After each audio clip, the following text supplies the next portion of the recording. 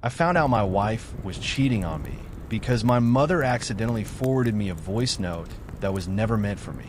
It wasn't even dramatic at first.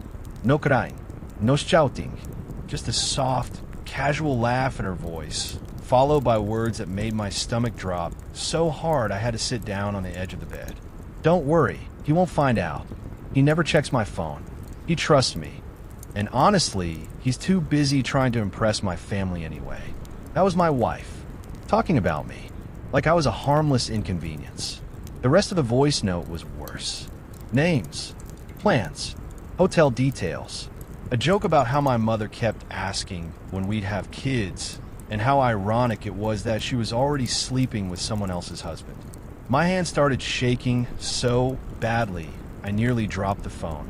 The timestamp showed it had been recorded 3 days ago. 3 days ago, when my wife kissed me goodbye before leaving for yoga class. 3 days ago, when my mother hugged her tightly and said she was proud to call her daughter. And now I was sitting there, realizing my entire marriage had been rotting quietly while I kept smiling like an idiot. I didn't confront her. Not that day. Not the next. I needed to understand how deep this went, because something fell off. The way she mentioned my family. The way she said my name. Like I wasn't just being cheated on, like I was being played. We'd been married for 4 years. Arranged marriage, technically, but we had grown into it. Or at least I thought we had. My family wasn't rich, but we were stable. Her family, on the other hand, had money, influence, and a very loud opinion about how I should be grateful they chose me. Her father never missed a chance to remind me that I was lucky, that his daughter settled, that I should work harder, earn more, prove myself. I swallowed that humiliation for years. For my wife, for peace. Turns out, peace was just silence before the knife. The next evening, I pretended everything was normal. I smiled. I asked about her day. I watched her lie effortlessly, talking about stretching and breathing exercises, while her phone sat face down on the table between us. I noticed things I had ignored before. How she flinched when I reached for her phone to check the time. How she suddenly showered twice a day. How she took calls on the balcony and laughed softly. The kind of laugh she hadn't given me in months. That night, while she slept, I unlocked her phone.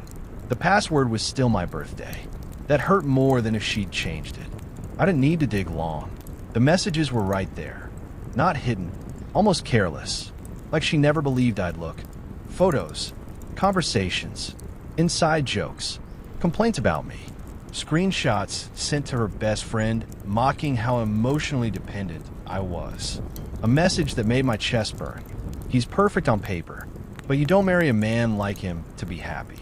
You marry him for security and find happiness elsewhere. The man she was cheating with wasn't a stranger. He was her cousin's husband. I felt physically sick.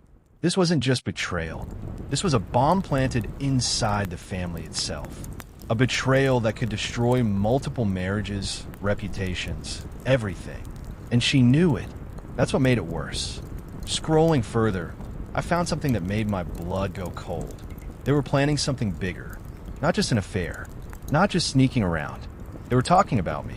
About my temper. About how unstable I could seem if pushed. About how her family would obviously believe her if things ever went wrong. One message stood out.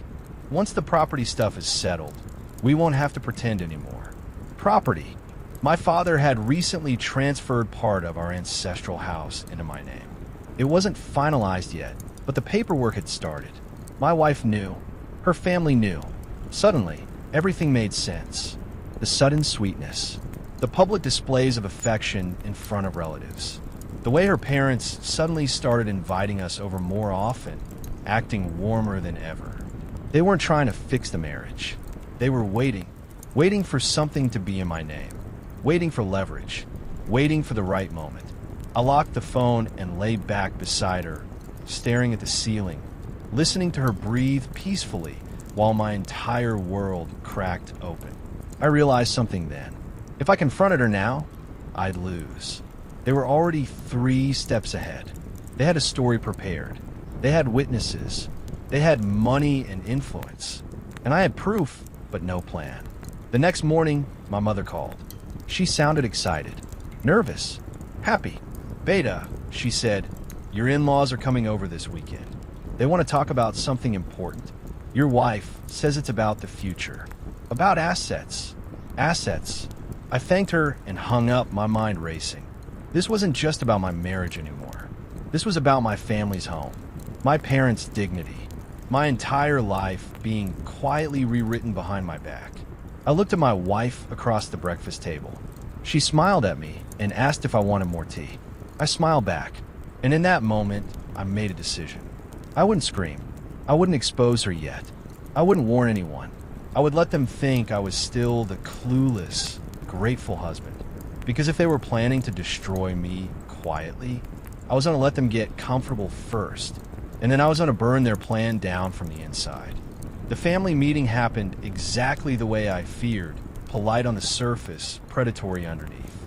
My in-laws arrived Saturday afternoon, dressed like they were attending a wedding instead of walking into my house to plan my quiet execution. My wife hovered around them like the perfect daughter, touching her mother's arm, laughing at her father's jokes, playing the role so convincingly I almost admired her commitment. My mother served tea. My father sat straight-backed, respectful, unaware that the people smiling at him were already counting his walls, his rooms, his land. It didn't take long for the conversation to turn. My father-in-law cleared his throat and leaned forward. So, he said casually, we were thinking about the future, long-term security, stability. You know how important it is for families to be aligned. Aligned. That word again. My wife shot me a quick glance, the kind that silently says, say the right thing. I nodded and let them talk. They spoke about investments, about how property prices were rising, about how joint family decisions worked better when assets were clearly structured, about how my wife deserved to feel safe in her marriage. Then came the suggestion, what if, my mother-in-law said softly, the house was registered jointly, just as a formality, husband and wife. It shows unity. My mother stiffened immediately. My father frowned, confused.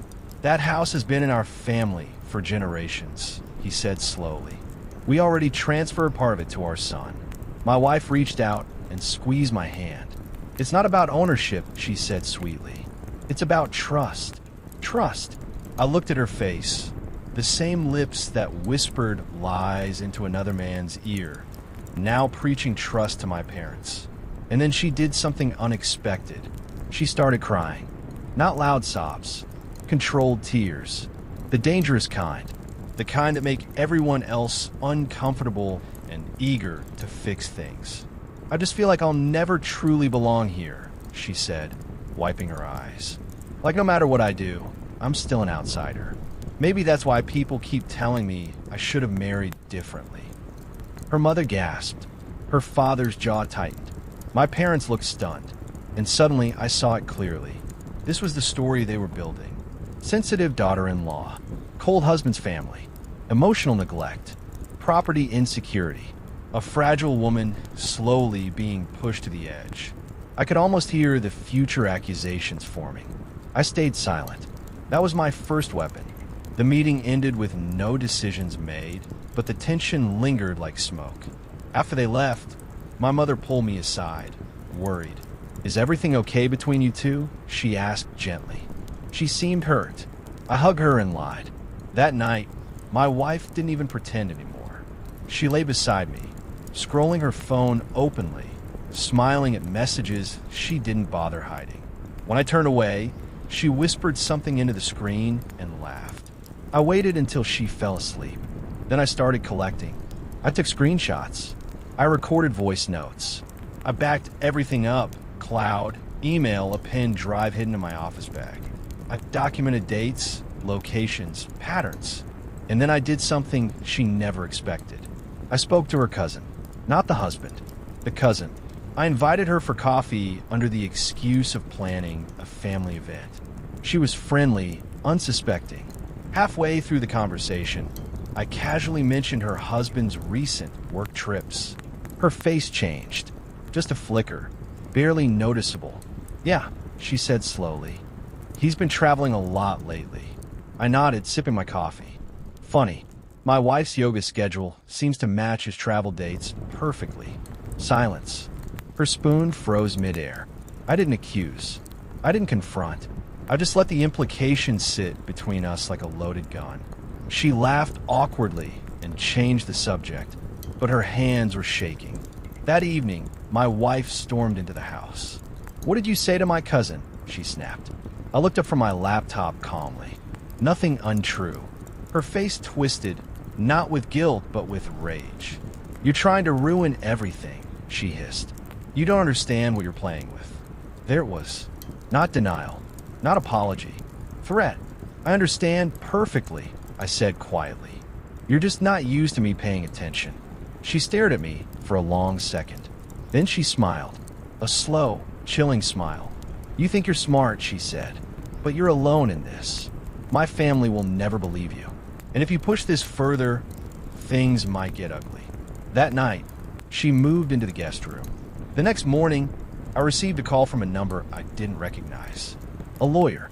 He politely informed me that my wife was considering her options and wanted to discuss a mutually respectful separation, one that ensured her fair share of marital assets. Assets she didn't earn. Assets she was trying to steal. I hung up and laughed for the first time in weeks, because she had just made her second mistake. She escalated before she was ready, and now I was done playing defense. The moment my wife involved a lawyer, I stopped thinking like a husband and started thinking like someone preparing for war. I didn't argue. I didn't call her out. I didn't beg, threaten, or expose anything publicly yet. I let her believe she was in control. That illusion was the rope she would hang herself with. Over the next 2 weeks, I played the role she expected. Quiet, distant, cooperative. I responded to legal emails politely. I agreed to discussions. I even apologized once, not for cheating accusations, but for emotional distance. She softened after that. That was her third mistake. People like her don't relax because they forgive. They relax because they think they've won. Behind the scenes, everything was moving. First, I met my father and mother and told them everything. No half-truths. No sugarcoating. I showed them the messages, the photos, the call logs, the timeline. My mother cried. My father didn't say a word for a long time. Then he stood up, locked the door, and said something I'll never forget. From today onward, this house is no longer neutral ground. Within 48 hours, the property lawyer changed. The ownership structure changed. Trust documents were rewritten. The part of the house that was in my name was moved into a family trust that required unanimous parental consent to alter. In simple words, even if my wife dragged me to hell and back, she couldn't touch a brick. Next, I met her cousin again. This time, I didn't hint.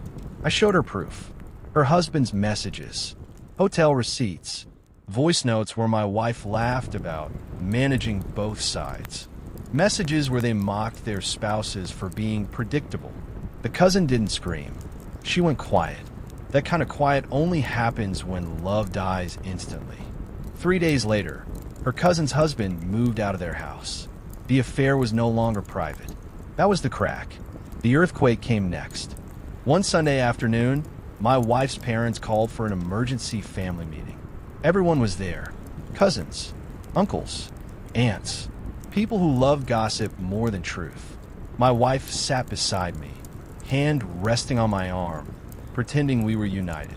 Her father cleared his throat. "There have been accusations," he began. "We want clarity before things spiral." I stood up. I didn't shout. I didn't accuse emotionally. I connected my phone to the TV, and I pressed play. Messages appeared on the screen. Photos, voice recordings, dates lining up perfectly with lies she had told under oath to her own parents. Gasps filled the room. My wife froze. Her mother stood up so fast her chair fell over. "That's fake," my wife screamed. "He edited it." I calmly handed her mother my phone. "Check the metadata," I said, "or call the numbers, or ask your nephew why he moved out." Her cousin walked in at that exact moment. eyes red, face empty. He didn't edit anything, she said quietly. I wish he had. The room imploded. My wife lunged toward me, screaming, crying, begging, threatening, cycling through emotions like a malfunctioning machine. Her father looked at her like he was seeing a stranger.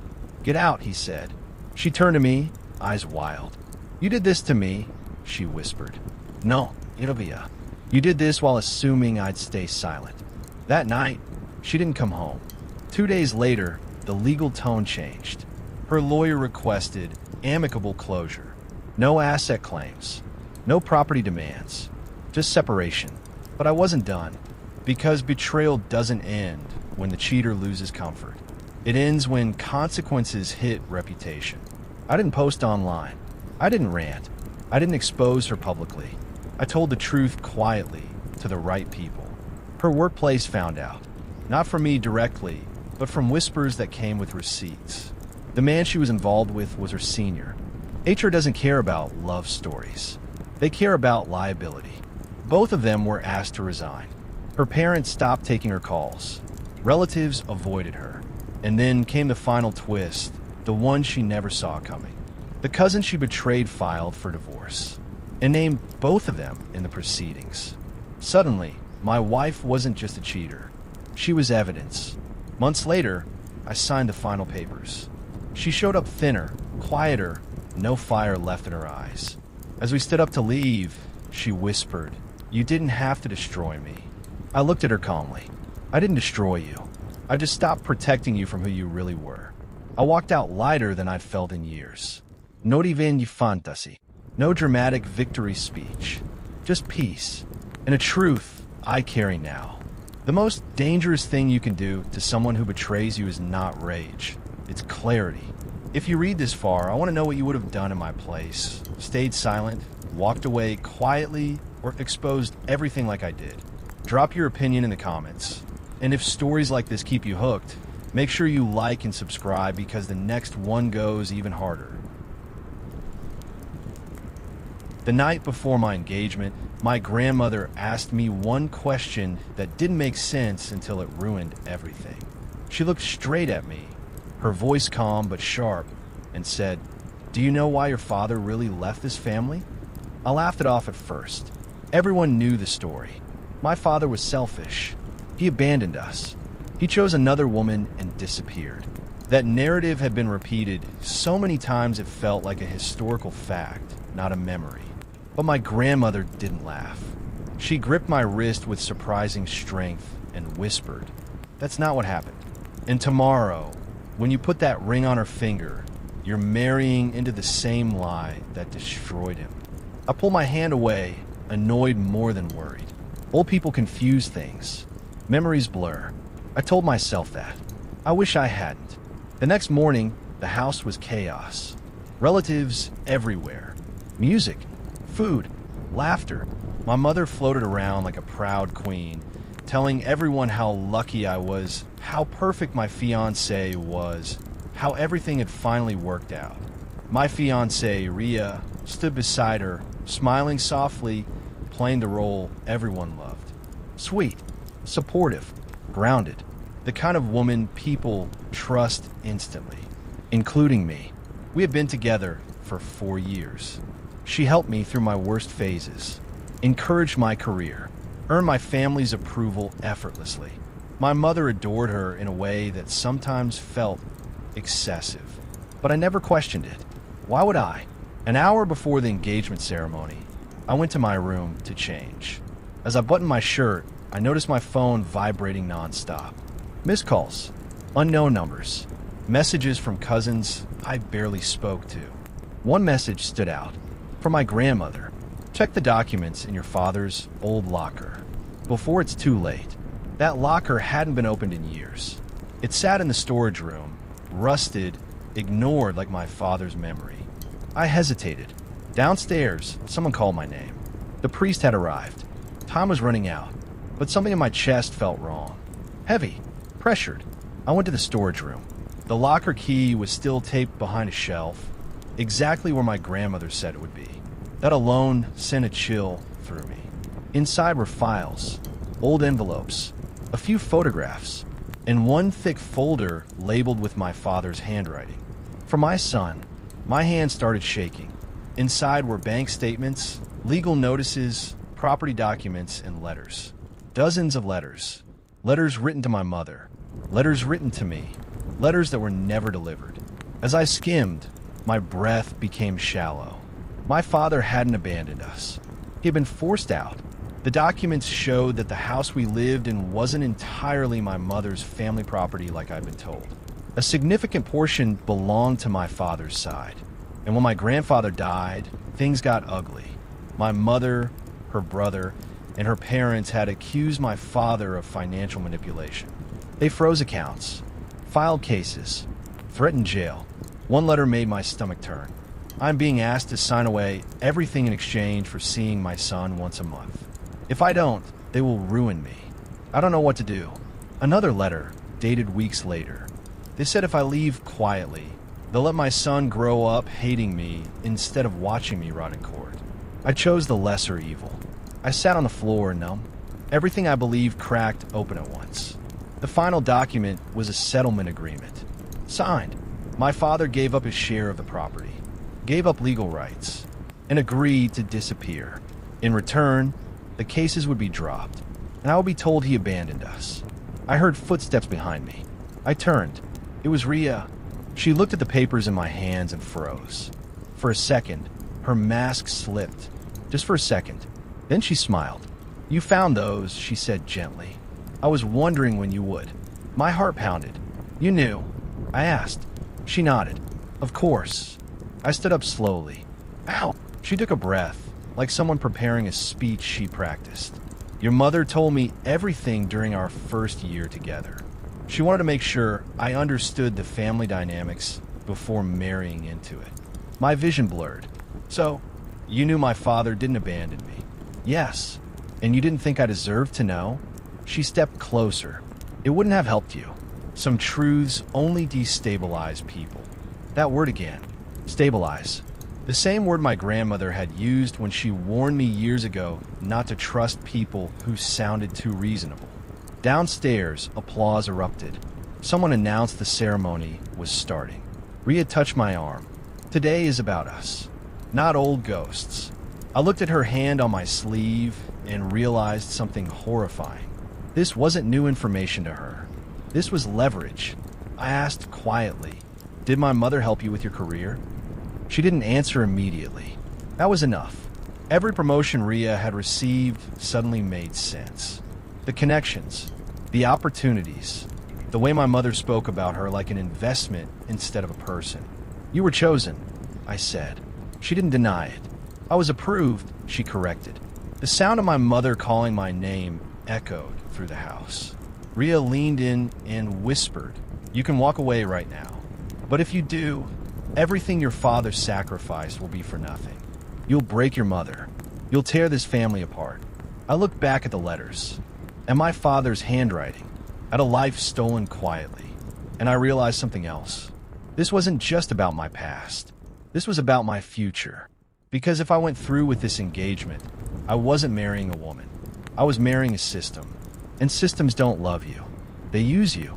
I folded the letters carefully and slid them back into the folder. Then I looked at Ria and said something that made her eyes widen for the first time.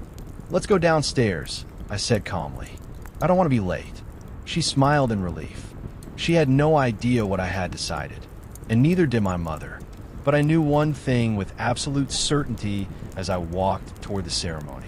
This engagement wasn't happening the way they planned. Not anymore. When I walked downstairs, everyone smiled at me like nothing in the world was wrong. The decorations glowed. The priest adjusted his book. Relatives whispered excitedly.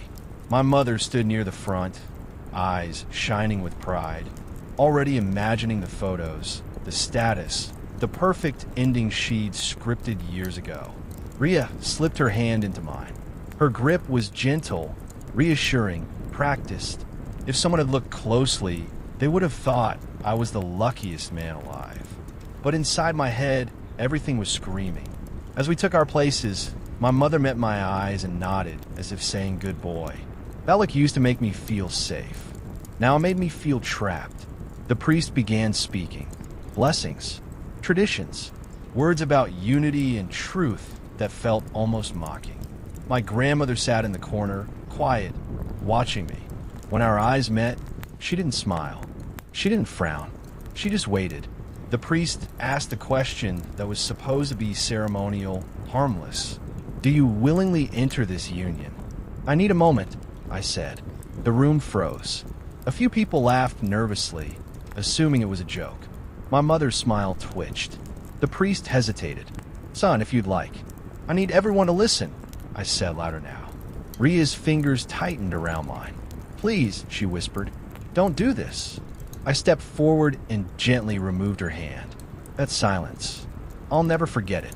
Dozens of people holding their breath, waiting for me to either embarrass myself or prove my devotion. I reached into my pocket and pulled out the folded letters. My mother's face drained of color. That was the moment I knew everything I'd read was true. I grew up believing my father abandoned me, I said. My voice shook, but I didn't stop. That he chose another life and didn't care enough to stay. Murmurs spread through the room. I looked directly at my mother. But last night, I learned that wasn't true. She shook her head slightly, a warning. I unfolded the papers. These are letters my father wrote. Letters none of us ever saw. Documents showing he was forced out of his family under legal threats. That he gave up his rights, his property, and his name, so I wouldn't grow up watching him be destroyed. Gasps. Whispers.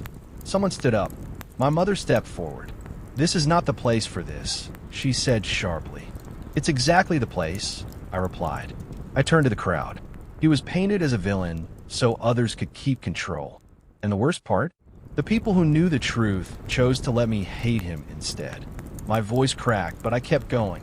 I turned to Ria, and the woman I was about to marry knew all of this. From the beginning, Ria's eyes filled with tears instantly. Perfectly timed. I was protecting you, she said softly. Your mother was protecting you. I laughed. A short, broken sound. No, I said. You were protecting a story that benefited you. My mother snapped. Enough. She grabbed my arm. Do you have any idea what you're doing? You'll ruin everything. I looked at her hand on my sleeve, and for the first time in my life, I pulled away. What you ruined, I said quietly, was my right to know my own father. My grandmother stood up. Slowly, steadily. He begged to see his son, she said, her voice carrying through the room. They told him love was optional. Silence was mandatory. My mother turned to her. You stayed quiet too. My grandmother nodded, and I regret it every day. The room erupted. Arguments, accusations, family members choosing sides in real time. Years of lies cracking open all at once. The priest quietly gathered his things and stepped aside. The engagement was over. Ria stood there, shaking. If you walk away now, she said, voice breaking, you lose everything. I looked at her and realized she truly believed that. Maybe in her world, love really was transactional. I already lost everything once, I said. I'm not doing it again. I turned toward the door. Behind me, my mother screamed my name. I didn't stop. Outside, the air felt unreal, like I'd stepped into a different life. My phone buzzed.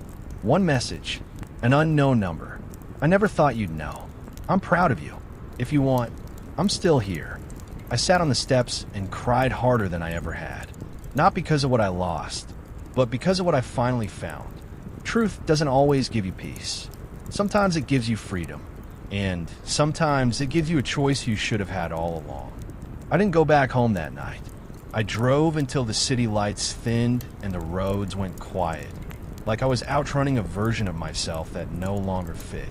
My phone kept buzzing. Missed calls, messages, apologies wrapped in blame, anger disguised as concern. I turned it off. For the first time in my life, silence didn't feel empty. It felt honest. I met my father 2 days later. We chose a small cafe near the river. Neutral ground, no history in the walls. I saw him before he saw me. Older, thinner. His hands trembled when he lifted his cup. not from age, but from nerves. When our eyes met, he stood up so fast his chair scraped loudly. For a second, neither of us spoke. Then he said my name, not the version my mother used when she was angry, not the formal one relatives used at gatherings, the soft one, like it had lived in his mouth for years, waiting. I didn't know if you'd come, he said. I didn't know if you were real, I replied. We sat. Hours passed. Stories poured out. His side of the truth wasn't dramatic. No violence twirling mustaches. Just pressure, money, fear, contracts signed under threats disguised as choices. A man convinced that staying would hurt his son more than leaving. I watched you grow up from a distance, he said quietly. Birthdays, graduation photos, your engagement announcement. That one stung. You knew about the wedding? I said. He nodded. I hoped you'd be happy, even if I never got to be part of it. Something broke inside me then. Not loudly, not all at once, but enough to let the pain finally breathe. I went home weeks later, not to reconcile, but to confront. My mother didn't cry this time. She was cold, calculating. You embarrassed me, she said. You erased my father, I replied. She scoffed. I protected you. No, I said. You controlled me. That was the last real conversation we had. Ria sent one final message. Long, emotional, filled with words like misunderstanding and timing and love. But there was no apology. Just regret that the truth surfaced before the vows. I didn't respond. Life didn't magically fix itself after that. Some nights I still wake up angry. Some mornings I miss the illusion more than the lie. But I gained something I never had before. Choice. I chose a relationship with my father. Slow, awkward, real. I chose distance from people who loved power more than truth. And I chose to build a life that wasn't scripted by fear. If you were in my place, would you have exposed everything even if it burned your entire world down? Or stayed silent to keep the peace? Drop your opinion in the comments. And if stories like this make you question what you do in the same situation, like subscribe and stay. Because some truths change you forever. The night before my sister's wedding, I found my own name hidden inside a folder on her laptop. Not photos, not messages, legal documents. I wasn't snooping. I was plugging in a charger because my phone was dead and hers was the only free socket in the room. The screen lit up when the cable moved. One folder was already open. My name was on it. Full name, correct spelling, old address. My stomach dropped before my brain could catch up. Inside were PDFs, bank statements, screenshots of emails, a scanned copy of my signature from years ago, even a blurry photo of my passport. At first, I thought it was identity theft. Then I saw the sender email. Her fiancé. I closed the laptop like it had burned me. I told myself there was an explanation. There always is, right? Weddings make people stressed. Maybe she was planning a surprise. Maybe they were doing something related to the business we once talked about starting together. I didn't sleep. At 4 a.m, I went back to the living room. The laptop was still there. This time, I opened it on purpose. The folder title said everything. Contingency. If he refuses. Every document inside was about transferring debt. My debt. Debt I didn't even know existed. Loans taken out under my name. Credit lines opened using my old details. All timed over the last 6 months. 6 months ago was when my sister suddenly became nice again. Calling more. Asking how work was going. Offering to help plan things. Inviting me over. Telling me I was family and that family sticks together. I scrolled. There was an email thread where her fiancé asked, "Are you sure he won't find out?" She replied, "He trusts me. He always has." That line hurt more than the numbers. By sunrise, I knew the truth. They were drowning financially. The wedding, the house, the business venture that failed quietly while they smiled on Instagram. And I was the backup plan. If I refused to help them temporarily, they'd already made sure I legally couldn't refuse. My hands were shaking when I heard footsteps. She walked in wearing my old hoodie, the one she used to steal when we were kids. She smiled like nothing in the world was wrong. "You're up early," she said. I turned the laptop toward her. She didn't even pretend to be confused. Her face changed, but not into guilt, into calculation. "I was going to tell you," she said calmly. "When?" I asked. "After the wedding. I didn't want stress." "You used my identity," I said. My voice sounded distant, like it wasn't mine. "You forged documents." She sighed, sat down, like I was being dramatic. "Listen, it's not that bad. You make decent money. You're not married. No kids. You'll recover." Histoire de rire. This was the same person who cried when I moved out. The same sister who called me her protector growing up. The one who said I was the only man she trusted. "You ruined my credit," I said. "Temporarily. You put me in 6 figures of debt." She shrugged. "Families do things for each other." That sentence changed something inside me. I realized she wasn't scared I found out. She was annoyed I found out early. I stood up. "If I report this," I said, "your wedding doesn't happen." Her eyes hardened instantly. "You wouldn't." I thought about our parents, how they always sided with her, how they'd say she was stressed, emotional, misunderstood, how they'd tell me to be the bigger person. I thought about the years I defended her when she hurt people. I closed the laptop. "You're right," I said quietly. Her shoulders relaxed. For the first time that morning, she smiled. And that's when she made her biggest mistake. Because I didn't say I wouldn't report her. I said I wouldn't do it yet. I didn't confront anyone else that day. That was the first move. The wedding house was chaos. Relatives flying in. Decorators yelling. Phones ringing nonstop. My sister moved through it all like a queen about to be crowned. Confident, untouchable. I played my role perfectly. I smiled. I helped carry boxes. I laughed when people joked about how lucky she was. Inside, I was documenting everything. That morning, while she was at a dress fitting, I forwarded every single document from her laptop to myself. Not screenshots. Originals. Metadata intact. Timestamps. IP addresses. Then I made copies. Then backups of the backups. By afternoon, I had spoken to a lawyer. Not to report her. To understand my leverage. The lawyer didn't hesitate. Identity fraud. Financial abuse. Conspiracy. Her fiancé was fully involved. Prison wasn't even a dramatic possibility. It was realistic. "Do not warn them," the lawyer said. "They'll destroy evidence." I already knew. That evening, our parents arrived. My mother hugged my sister and cried. My father shook her fiancé's hand like he'd won a prize. They asked me why I looked tired. I said work stress. That night, my sister knocked on my door. She closed it behind her. "I thought about it," she said. "You'll be fine. After the wedding, we'll figure something out." I didn't answer. She stepped closer. "You always make things bigger than they are." I looked at her. "Do you love him?" I asked. She hesitated for half a second. That was enough. "Yes," she said quickly. "Enough to ruin me?" Her face hardened again. "Don't be dramatic." She left annoyed, not afraid. Still confident. The rehearsal dinner was the next night. That's when I planted the second move. During speeches, her fiancé thanked family for their support during hard times. He looked directly at me when he said it. I raised my glass. People laughed. After dinner, I pulled him aside. "Congrats," I said. "Big day tomorrow." "Thanks," he replied, guarded. "I know about the loans," I added casually. His eyes flicked around the room instantly. "Relax," I said. "I'm not here to ruin anything." He exhaled. "Hard." "She told you." "I found out." He leaned closer. "We were desperate. You would have helped if she asked." "No," I said.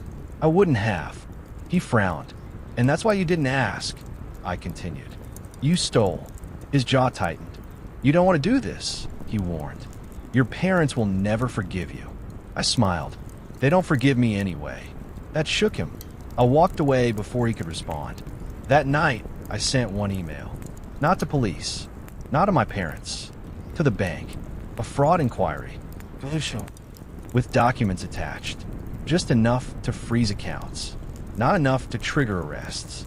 Yet, the next morning, the wedding coordinator was screaming into her phone. Payments weren't going through. Vendors demanded confirmation. The florist refused delivery.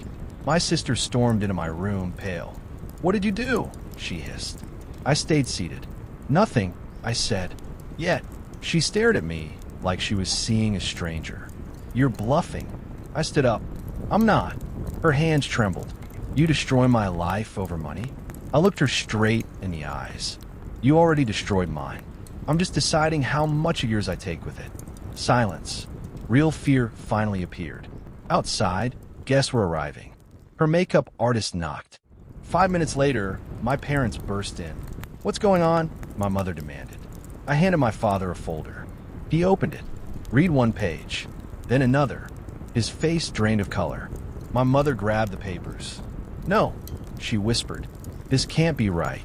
My sister collapsed onto the bed. "She forced me." My sister cried suddenly, pointing at her fiancé. "He handled everything." The fiancé shouted back.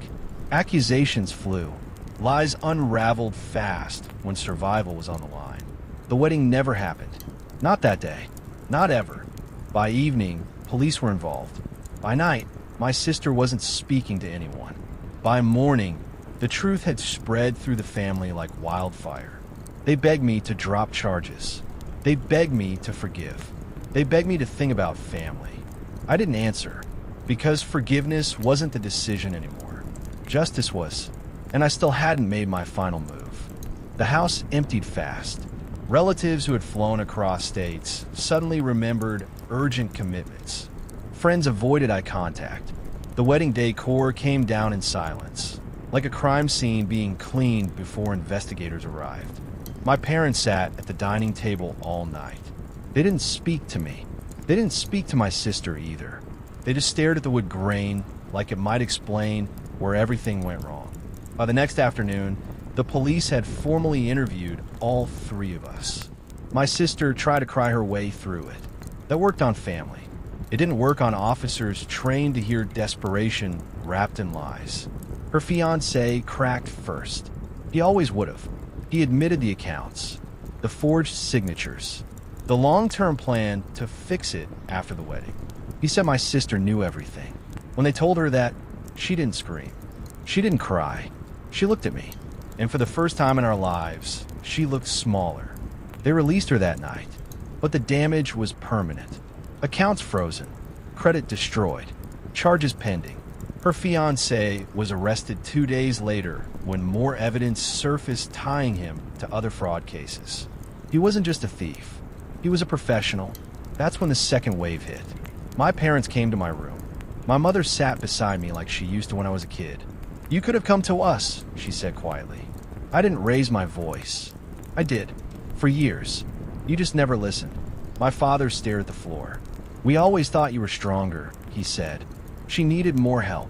That sentence hurt more than everything else, because it proved something I'd always suspected. They didn't choose her because she was right. They chose her because I survived without them. I left the house that night, not in anger, in clarity. Over the next few months, things moved slowly but decisively. The bank ruled fully in my favor. My credit was restored. The debts were transferred back to their rightful owners.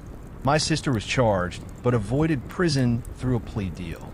Probation, heavy fines, mandatory restitution. She lost friends. She lost reputation. She lost the life she was so desperate to protect.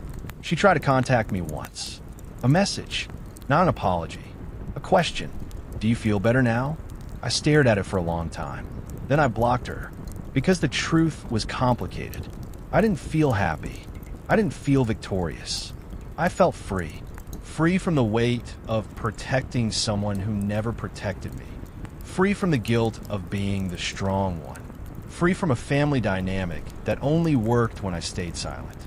I moved cities, started over, built something that was mine and mine alone. Sometimes people ask if I regret stopping the wedding, if I regret exposing everything. I tell them the same thing every time. I didn't enter life. I ended a lie.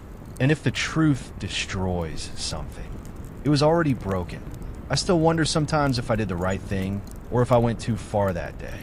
If you were in my place, would you have exposed the truth or stayed silent to keep the peace?